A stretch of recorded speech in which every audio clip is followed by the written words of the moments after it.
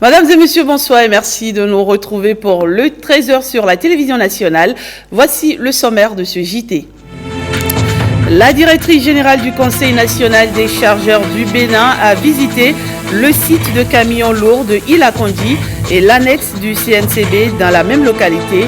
Eh bien, vous aurez le point dans ce 13h.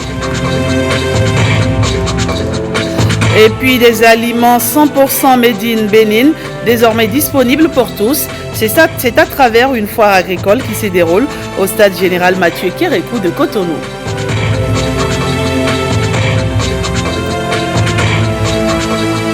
Enfin, une note de sport. Isaïe Football ne pourra pas jouer ses matchs de coupe au stade René Pleven d'Akwakwa.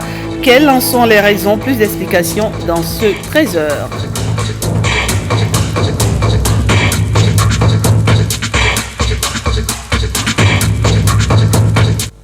Une conférence sur la compétitivité et l'attractivité des communes de Ouida, Komassé et Tori Bocito s'est tenue ce jeudi. Eh bien, la rencontre a porté sur les opportunités de développement qu'offrent ces trois communes. Un accent particulier est aussi mis sur l'aménagement de ces territoires. Plus de détails avec Gilles Dansou et Bruno Rotepo.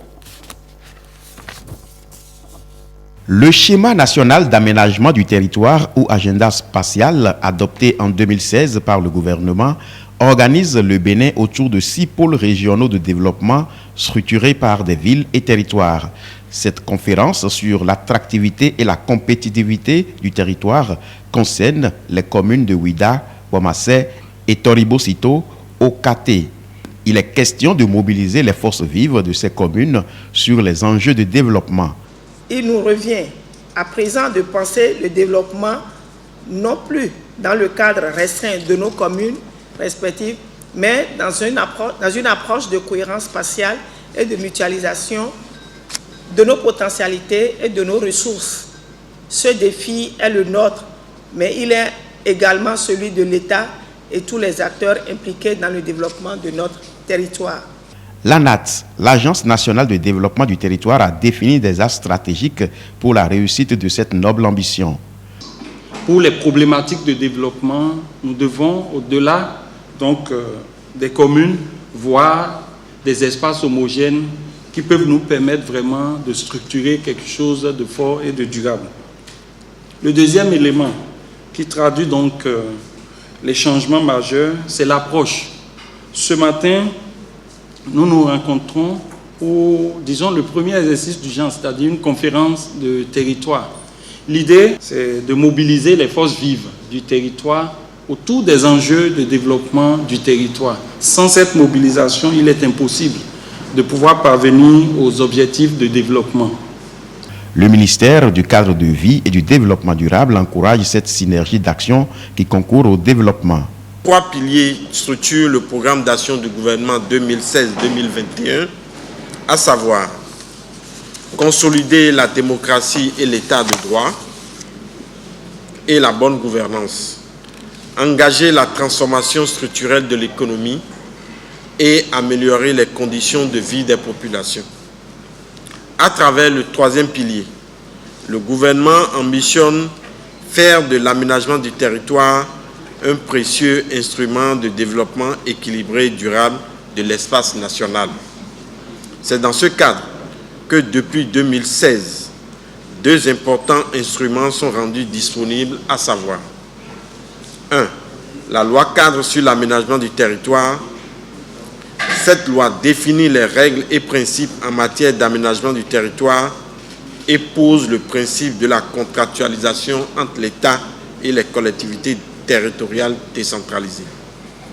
2. Le schéma national d'aménagement du territoire, encore appelé agenda spatial. Cette initiative s'inscrit dans la logique d'une mobilisation sociale, gage d'un développement harmonieux. Pendant ce temps, la directrice générale du Conseil national des chargeurs du Bénin était en visite sur le site de camions poids lourds de Ilakondi et à l'annexe du CNCB dans la même localité. Objectif, prendre contact avec les usagers et faire un état des lieux, des détails avec Lénaïk Abazao. Première descente de la toute nouvelle directrice générale du Conseil national des chargeurs du Bénin sur le parking gros porteur de Ilakondi. L'autorité vient constater l'évolution des travaux entrepris par son prédécesseur et l'état général du site. L'entrée du parking ayant des défaillances et que les camions s'enlissaient et que ça créait aussi des accidents quand les camions perdaient le contrôle, il était question de faire des pavés, ce qui a été initié par mon prédécesseur. Et donc pour la livraison définitive, il était question de venir voir comment le travail a été fait afin de libérer quand même la caution de celui qui a pris le marché. On voit l'entrée qui est pavée et l'intérieur, vous avez des flaques d'eau, vous avez de la boue. C'est pas réaménagé. Il y a un problème d'assainissement ici. Et le paradoxe, c'est qu'on a des pavés qui sont entassés au fond là-bas. Et j'ai posé des questions. Apparemment, il y a un contentieux qui a déjà déclaré qui serait au niveau de la RPP. On va faire les formalités qu'il faut en la matière et avancer. Puisque si le contentieux est déjà déclaré, il va falloir le finir correctement, histoire de voir si on peut trouver un autre partenaire pour réaménager le site. C'est important parce que moi j'ai mal quand je vois que Bénin Contrôle, qui est arrivé ici il y a quelques jours, nous donne la leçon d'avoir aménagé un site bien accessible, les lieux sont propres. Pourquoi est-ce que nous on ne pourrait pas le faire? Dans la démarche des états des lieux, il était question qu'une mission de l'ACI se déplace sur ce site pour venir voir l'existant en matière d'informatique ici. Et donc, c'est ça que nous avons rajouté à cette réception dont je vous parlais. Face au constat de délabrement du site, Alimatou Badarou promet de prendre ses responsabilités. Que notre métier, c'est l'assistance aux chargeurs. Et donc, il n'est pas question qu'on voit nos chargeurs souffrir, parce que quand je parle de souffrir, je pèse mes mots. Si l'environnement n'est pas assaini, ce n'est pas bien. Et on leur prend de l'argent, c'est comme si on prenait de l'argent indûment. Donc, il faut qu'on leur donne en retour le service qu'ils méritent. Et donc, c'est par rapport à cela que j'estime qu'il faut qu'on fasse le nécessaire pour rendre ce site plus propre, accessible à tout le monde. Quand je dis tout le monde, moi je vois ici un site où on pouvait avoir des commodités de restauration, pour que les camions puissent prendre du carburant, pour que les chargeurs puissent se reposer sérieusement quand ils sont fatigués et continuer la route. Toujours à Ilakondi, localité frontalière avec le Togo, l'annexe de l'antenne CNCB reçoit aussi la visite de la directrice et de sa délégation. L'état des lieux n'est guère reluisant. En plus des besoins en matériel du personnel, l'enseigne ne renseigne plus sur rien du tout et certains locaux sont inhabités. Aux différents problèmes identifiés, l'autorité de tutelle entend apporter des solutions urgentes. Il y a des locaux inhabités, des locaux qui auparavant étaient habités par le personnel, qui ont été abandonnés depuis 2 ans apparemment, et dans un état de délabrement, et un éléphant blanc encore. Et vous avez vu que l'enseigne est cassée, mais le paradoxe c'est que comme nous sommes rentrés à l'intérieur, nous avons vu une nouvelle enseigne. Il manquait juste un poteau pour poser ça. Rien que même dans les menus dépenses, on pouvait le faire. Et donc je crois que ça c'est quelque chose qu'on fera très vite dans la semaine, vous pouvez repasser, constater. À côté de ça, il y a le personnel qui n'a pas de véhicule, juste parce qu'il y avait des abus au niveau de la dotation au carburant. Donc on va essayer de voir dans les règles de l'art ce qu'il faut doter et leur mettre un véhicule à disposition parce que c'est le minimum pour une antenne en cas d'urgence. Il n'est pas normal d'exposer le personnel sur des motos. C'est vrai que bon, le fait qu'on n'ait pas de conseil d'administration aussi pénalise un peu les décisions. Mais le ministre de tutelle a promis mettre les bouchées doubles pour nous aider à avoir d'ici là un conseil d'administration afin de prendre les responsabilités qui sont les nôtres. Avec Alimatou Badarou, c'est une nouvelle ère qui s'ouvre au CNCB. Elle entend améliorer l'image de la société et renforcer l'assistance aux chargeurs. Toute autre chose à présent, des aliments 100% made in Bénin. Vous pouvez vous en procurer au stade général Mathieu Kérékou de Cotonou. C'est à la faveur de la foire nationale des technologies agricoles Fonatica. Rebecca Kinjaoudé et Francis Faton pour plus de précisions. Un coup de ciseau dans ce ruban pour ouvrir un espace agroalimentaire avec des produits aussi variés les uns que les autres, mais avec un dénominateur commun, le label Made in Bénin. Bienvenue à la foire nationale des technologies agricoles Fonatica. Un espace de promotion des technologies pour le développement de l'agriculture au Bénin. La Foire nationale des technologies agricoles est un événement d'une importance capitale pour les paysannes et paysans ainsi que les organisations, en ce sens qu'ils sont les premiers bénéficiaires des technologies générées par la recherche dans le cadre du programme de productivité agricole en Afrique de l'Ouest, PPAAO. L'initiative est née suite à la rencontre des ministres de l'Agriculture des États de la CEDEAO pour évaluer le niveau de mise en œuvre du programme détaillé de l'agriculture. C'était en novembre 2015 à Dakar au Sénégal lors de la 10e édition de la réunion de la politique agricole régionale de l'Afrique de l'Ouest et COAP. Au Bénin, l'initiative est à sa 2e édition. La particularité de ce programme réside dans la vision de diffusion régionale des technologies, étant donné qu'il existe beaucoup de similarités au niveau des pays de l'Afrique de l'Ouest.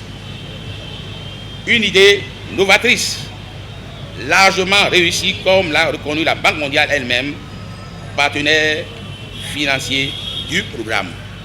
L'agriculture constitue un maillon indispensable pour la croissance économique des États de la CEDEAO. Au Bénin, il contribue à plus de 34% du produit intérieur brut. Cette statistique peut croître, mais cela passe nécessairement par la valorisation du secteur. Le gouvernement l'a bien compris. La présente rencontre est l'illustration éloquente de l'intérêt particulier que le gouvernement accorde aux acteurs des filières agricoles en soutenant les initiatives entrepreneuriales agricoles et agroalimentaires qui contribuent à garantir la sécurité alimentaire et nutritionnelle des populations tout en procurant des revenus décents aux acteurs.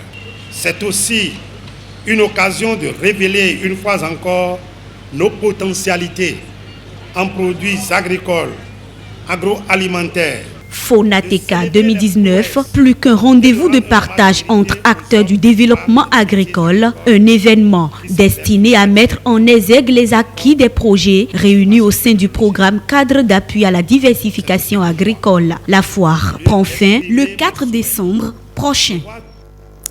Parlons maintenant de cette séance d'information et de présentation du projet du guichet unique du commerce extérieur. C'est une plateforme dont la mise en œuvre est confiée au groupe Web Fontaine depuis bientôt 2 ans. Les acteurs de ce secteur ont été associés à cette séance d'information. C'était donc ce lundi en présence de Christelle Tongodo et Wenceslas Aroimon. Le guichet unique du commerce extérieur. Un outil technologique qui va complètement révolutionner le commerce extérieur au Bénin. Instrument pratique à plusieurs fonctionnalités, il vise davantage à simplifier les procédures pour toutes les formalités afférentes aux transactions. C'est le point d'entrée unique pour les formalités requises en cas d'importation, d'exportation et de transit. Cet instrument moderne qui fait progressivement surface dans votre environnement de travail au quotidien, est connu déjà de bon nombre d'entre vous pour l'utilisation que vous en faites dans le cadre de vos activités d'importation, d'exportation, de transit, etc.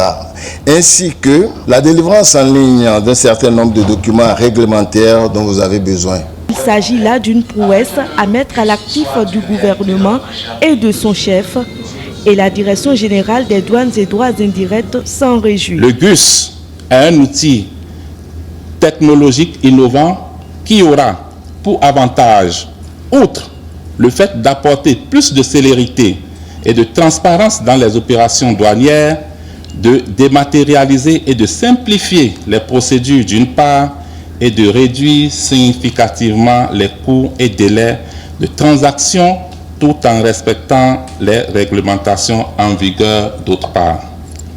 En optant pour une technologie à la hauteur de ses ambitions, l'administration des douanes fait le pari de se hisser au rang des administrations publiques les plus numériques de l'Afrique. Simple, pratique et fiable, le guichet unique du commerce extérieur est un instrument désormais incontournable dans le processus de dématérialisation. La mission confiée au comité que j'ai l'honneur de diriger, c'est d'aller à la dématérialisation totale des procédures du commerce extérieur. Le comité de dématérialisation travaille jour et nuit aux côtés du partenaire technique afin de conduire à l'horizon 2021 la mise en place guichet unique du commerce extérieur. Le GUS, c'est un portail unique pour toutes les opérations du commerce extérieur. Un objectif zéro papier sur toute la chaîne de l'expédition et une sécurisation des recettes de l'État. Et puis le Bénin jette les bases sûres pour la dynamisation de ces paramètres de développement. C'est à travers le rapport pays sur le soutien à la statistique. L'élaboration de la deuxième version a été lancée mardi dernier au ministère du Plan et du Développement. Simon Villon et Jérôme Hombo. Le projet CRES Country Report on Support to Statistics est une initiative de Paris 2017 dans l'optique d'apprécier les efforts consentis par le gouvernement et les partenaires techniques et financiers pour la réalisation des activités scientifiques. Les actions à mettre en œuvre permettront, primo, de rénover le cadre législatif et réglementaire du système statistique national. Secondo, de renforcer la gouvernance de l'Institut national de la statistique et de l'analyse économique, INSAE. Et enfin, de développer la coordination statistique du système statistique national.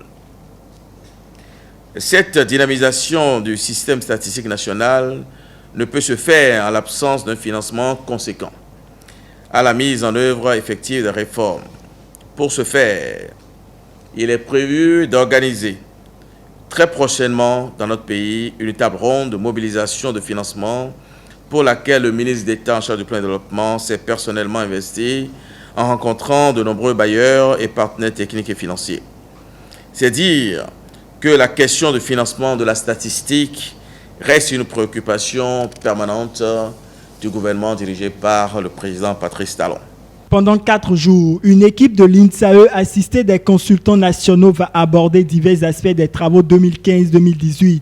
Le présent exercice intervient aussi dans un contexte particulier où les PTF sont fortement sollicités, notamment en ce qui concerne la restructuration de notre système statistique, le financement de la stratégie nationale pour le développement de la statistique, 3e édition que nous avons validée ici et qui sera adoptée dans les prochains jours, et une conférence projetée dans les premiers mois de l'année 2020 sur les données statistiques. Je voudrais, en ma qualité de coordonnateur résident par intérim, vous réitérer l'engagement des partenaires techniques et financiers, et en particulier des agences des Nations Unies au Bénin, à appuyer la production des données statistiques. C'est dans ce sens que l'équipe pays envisage la mise en place d'un projet conjoint des agences des Nations Unies pour appuyer le gouvernement dans la production des données statistiques au Bénin dans un esprit de partenariat constructif basé sur la mise en œuvre de notre engagement commun de ne laisser personne de côté. Ce nouvel exercice est particulièrement important du fait qu'il vise notamment, primo, à la compilation des informations relatives aux ressources allouées à la statistique et des futurs besoins de notre système statistique national. Secondo, l'analyse des priorités de notre pays en termes de financement de la statistique. Tertio, la promotion et l'harmonisation du soutien externe à la statistique. Le Bénin a adhéré au projet CRES en 2013. Et sachez maintenant que les parcours d'une décennie d'action sont passés en revue à Cotonou par les organisations de la société civile d'Afrique francophone. Au sein d'une même creuset, elles veulent davantage s'affirmer pour une meilleure participation aux politiques de développement. La rencontre de Cotonou dure 3 jours. William Aguiar et Julia Kwekou. Ils sont tous venus de pays francophones d'Afrique et membres d'organisations de la société civile. Réunis au sein de l'OFCAF-OIF, un cadre de réflexion et d'analyse des enjeux de politique de développement et d'intégration régionale. Après une décennie d'activité, ils sont à Cotonou pour évaluer leur parcours et réexaminer les difficultés et perspectives liées au rôle de la coopération Sud-Sud et à la mise en œuvre du programme de développement durable à l'horizon 2030. De façon spécifique, cette rencontre permettra d'assurer une appropriation du contenu du document final de Buenos Aires et des engagements pris par les organisations de la société civile africaine réunies au sein du POED, le partenariat des OSC pour l'efficacité du développement. Deuxièmement, cela permettra d'examiner le niveau de préparation de nos pays et de leurs acteurs non étatiques par rapport à la mise en œuvre des recommandations adoptées par les gouvernements et les partenaires techniques et financiers à Buenos Aires, mais aussi à Niamey, en ce qui concerne le respect de la feuille de route pour la ZLECAf, la zone de libre-échange continentale africaine. Plusieurs autres activités sont inscrites à l'agenda de ce rendez-vous régional des organisations de la société civile de l'Afrique francophone. Un rendez-vous soutenu financièrement par l'Organisation internationale de la francophonie et à juste titre. Cette activité s'inscrit dans la mission 4 de l'Organisation internationale de la francophonie, mission qui consiste à promouvoir la coopération au service du développement durable. L'OIF est plus que convaincu que la voix de la société civile, sa contribution à la définition des politiques publiques et surtout des politiques économiques au niveau sous-régional, au niveau régional et au niveau continental compte beaucoup. Et justement, au plan national, elle joue sa partition dans la conduite des politiques de développement. Réunis au sein d'une COP nationale, les OSC du Bénin vont faire apprécier par leurs hôtes leurs différentes actions sur le terrain. Au-delà de la COP Bénin, vous aurez à apprécier les actions des organisations de la société civile nationale. Vous aurez aussi l'occasion de découvrir les nombreuses réformes du gouvernement dans les domaines de l'amélioration de l'environnement des affaires, des finances publiques, du budget ouvert, puisque le Bénin est parti à la transparence budgétaire, et surtout en matière de facilitation du transport et des échanges. Ces réformes placent le Bénin en bonne position pour l'atteinte des objectifs de développement durable et surtout montrent à souhait la volonté politique de traduire dans l'action publique les orientations de l'agenda 2063 de l'Union africaine. 3 jours d'échange autour des questions de politique de développement et d'intégration régionale. Les organisations de la société civile d'Afrique francophone entendent se donner la main pour accroître leur visibilité au plan international. Intéressons-nous à la conférence de presse du président de l'Autorité nationale de lutte contre la corruption. 2 points essentiels étaient au menu. Il s'agit de la campagne de sensibilisation sur le contenu de la loi anticorruption et des journées nationales de la gouvernance. Rebecca Kendian-Oudé et Miché Elegbe. 2 étudiantes en année 2 master ont été surpris de savoir que le Bénin a une loi de lutte contre la corruption.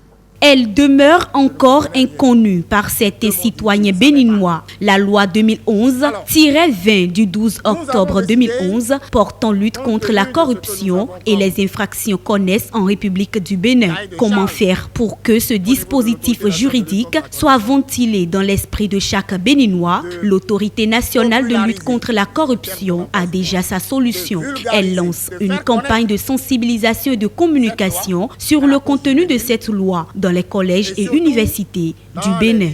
L'objectif global de cette campagne est de susciter une prise de conscience auprès des divers groupes cibles pour inverser à terme la courbe croissante de la corruption. De faire comprendre aux participants aux séances de sensibilisation la nécessité de la promotion d'une culture de dénonciation, de montrer aux participants aux séances de sensibilisation l'importance de certaines valeurs citoyennes dans la promotion de la bonne gouvernance, de susciter en eux des changements de comportement au sein des groupes cibles vis-à-vis des faits de corruption et surtout de leur faire comprendre la nécessité du respect du bien public. C'est également le moment pour le président de la NLC de donner les détails sur l'organisation des Journées nationales de la gouvernance JNG. Pour cette 3e édition, le thème retenu s'intitule « L'éducation à la citoyenneté, défis, enjeux et perspectives pour le développement du secteur de l'éducation au Bénin ». Ça veut dire quoi? Ça veut dire que là aussi, nous voulons que la jeunesse soit formée parce que c'est elle qui va prendre la relève dans le pays. Que la jeunesse soit consciente et sache que la corruption est une mauvaise chose et qu'il faut tout faire pour combattre la corruption parce que c'est le bien même de la jeunesse. Ces deux activités de l'ANLC, à savoir la campagne de sensibilisation et les journées nationales de la gouvernance, vont se dérouler respectivement du 2 au 6 décembre, puis du 10 au 11 décembre prochain. Leur organisation a reçu l'appui financier de la Banque mondiale à travers le projet d'appui à la gestion des investissements publics et à la gouvernance. On évoque maintenant cette prime à la fidélité. Le réseau de téléphonie mobile MTN Bénin a honoré plusieurs de ses partenaires en raison de leur fidélité. Une cérémonie qui vise à témoigner sa satisfaction vis-à-vis de ses abonnés à travers des symboles de distinction. L'événement a eu lieu à Cotonou en présence de plusieurs personnalités. Osseni Adeleke, Miché Elegbe, compte rendu. Il s'agit d'un programme de fidélité dédié exclusivement au top 50 des personnalités morales, clientes de MTN. Ceci suivant des critères précis, notamment revenus mensuels générés, ancienneté, état du compte et plusieurs d'autres critères. Distinction fait appel à la grandeur, fait appel à l'importance. Distinction suggère l'éminence, la différence. Et tous ces mots s'adaptent à vous. Tous ces mots vous qualifient, vous tous ici présents. Parce que tout au long de notre partenariat, vous avez su manifester d'une façon ou d'une autre tous ces mots que je viens d'énumérer. Cette cérémonie de distinction représente un grand moment pour ce réseau de téléphonie mobile. S'arrêter et évaluer les rapports avec ses partenaires en leur témoignant de la reconnaissance. Nous, on leur dit merci. On leur dit merci d'avoir fait ce chemin avec nous, qu'ils soient aujourd'hui nos meilleurs clients en termes de performance financière.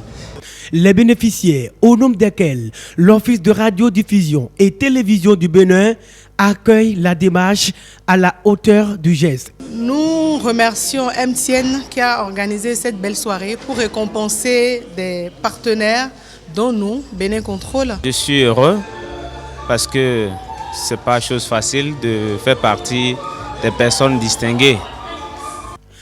À cette première vague de distinction, chaque entreprise sélectionnée a reçu sa carte de membre, signe de son adhésion au programme de fidélité MTN Distinction. Le programme sera soutenu dans sa deuxième cohorte par une interface web, mtn.bj/business. Terminons ce journal sur une note sport. Isae Football Club ne pourra pas jouer ses matchs de coupe au stade René Pleven d'Akwakwa. L'instance fêtière du football africain a disqualifié l'enceinte et renvoie ainsi les universitaires au stade Charles de Gaulle de Porto Novo. Pour les matchs à domicile, les raisons de cette décision de la CAF sont à découvrir dans cet élément signé Bruno Souali. Isae FC devra parcourir une trentaine de kilomètres pour recevoir la Renaissance sportive de Berkane, le Daring Club Motema Pembe et Zanaco FC en Coupe CAF. Le stade René Pleven, théâtre de la qualification historique de Isae FC en phase de poule de la Coupe CAF, ne reçoit pas les faveurs de l'instance fêtière du football africain.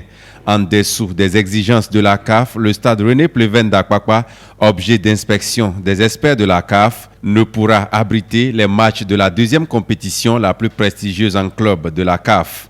On peut reprocher entre autres au stade la qualité de sa pelouse synthétique, vieille de plus de 10 ans, l'étroitesse des vestiaires dépourvus de commodités et les tribunes sans siège. Situation qui interpelle les autorités en charge du sport. Il faut réhabiliter le stade René Pleven avec les attributs des normes internationales. C'est un impératif. On se quitte donc sur ce SOS lancé pour la réhabilitation du stade René Pleven. Merci de m'avoir suivi. Je vous souhaite de passer un excellent après-midi.